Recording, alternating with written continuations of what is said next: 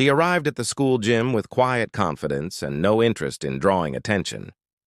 A new student with a calm demeanor, soft-spoken voice, and focused posture. Her name was Amara. She had recently moved to the area after her father accepted an engineering position with an international company. She kept to herself, responded politely when necessary, and did not react to teasing or curiosity. Most students did not know anything about her background, and she preferred it that way. In that same class was a student named Ryan. He had a reputation for pushing others around. He was tall, athletic, and loud. He played on the wrestling team and enjoyed testing new students to see how they would react. His behavior rarely crossed the line in front of teachers, but he often targeted those who seemed quiet or reserved.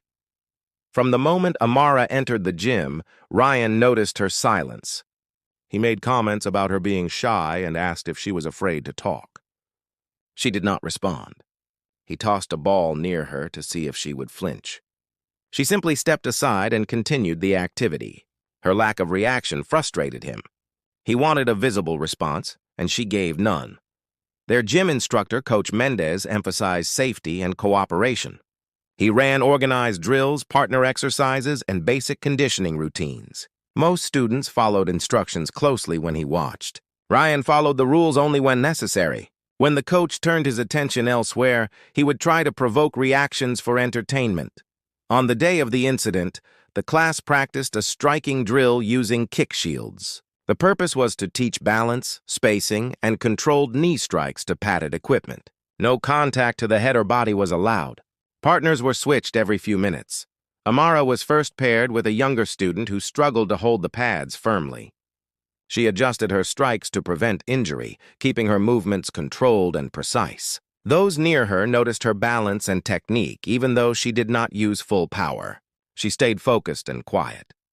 Ryan watched from across the gym with a smirk. He assumed she was inexperienced and weak. When rotations changed, he made sure to switch into her group. Coach Mendez allowed it, but reminded everyone to follow the rules and respect equipment. Amara held the pads while Ryan delivered a few careless knee strikes. His form lacked stability. He leaned too far forward and tried to throw his weight around to appear strong. Amara did not react or struggle. She braced properly and stayed steady. When it was her turn to strike, Ryan held the pads casually with his arms loose. She delivered a sequence of controlled knees to the center of the shield. Each strike landed firmly, not aggressively, but with precision. The sound drew brief attention from nearby students. Ryan's smirk faded slightly, but he said nothing. As she finished the count, he switched roles again and took his position to strike. Amara held the pad across her torso and braced correctly. Instead of striking the pad at the instructed height, he lifted his knee higher without warning, aiming toward her face. The move violated the rules and risked serious injury. Her reaction was instant. She shifted her stance with a small pivot, stepped aside, and lowered the pad. His knee passed through empty space. His balance faltered. Before he could fall, she placed a steady hand on his shoulder to prevent impact with the ground. She did not strike him. She did not shove him. She simply stopped him from collapsing. The gym went silent. Several students saw the movement clearly. They recognized that he had aimed above the safe zone. The coach blew the whistle immediately and stepped in. Ryan tried to laugh it off and claimed he misjudged the angle. The excuse was weak, and everyone in the area understood what had happened. Coach Mendez separated them and ordered Ryan to sit out. He asked Amara if she was okay. She nodded once and said she was fine. She returned to the group calmly and continued the drill with another partner. She did not mention her experience. She did not complain or react emotionally. After class, the coach approached her privately to ask how she moved so quickly. She responded simply that she had trained in Muay Thai for most of her life. Muay Thai, also called Thai boxing, is a combat sport that uses punches, kicks, elbows, and knees. She explained that she began at age 5 and had competed internationally. She did not share that she held a junior world title in her division. She saw no need to advertise it. The coach thanked her for staying calm and controlled.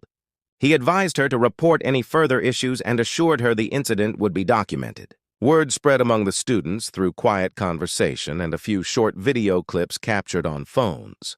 The footage was not posted publicly, but enough people saw it to confirm the details. Students who once laughed at Ryan's jokes took a new interest in listening rather than assuming. They talked about how she moved and how she did not escalate the situation. They spoke about how she stopped him from falling even after he tried to strike her head. The tone around her shifted from curiosity to respect. Ryan avoided her after the incident. He stopped making comments in her direction and no longer attempted to provoke her or her classmates. He received a formal warning and was temporarily removed from certain activities. Counselors spoke with him about safety, aggression, and consequences. 1 week later, the gym instructor led a short discussion about respect in physical training. He reminded students that silence is not weakness and that skill does not grant permission to intimidate. He emphasized that control is a sign of discipline, not fear. Amara continued attending class as usual. A few students approached her and asked about her training. She responded modestly and explained that martial arts had taught her focus, restraint, and balance. She made it clear she was not looking for conflict. The event became a quiet turning point. It changed how some students viewed assumptions, behavior, and strength. Without aggression or attention-seeking, she demonstrated that preparation speaks for itself. She showed that true skill includes responsibility and restraint. She reminded everyone present that a person's appearance reveals nothing about their experience, their dedication, or their capabilities. She did not gain attention by choice. She did not seek recognition or retaliation. She simply responded with the training she already had and the discipline she had practiced for years. In doing so, she set a new tone in a place where silence had once been mistaken for vulnerability.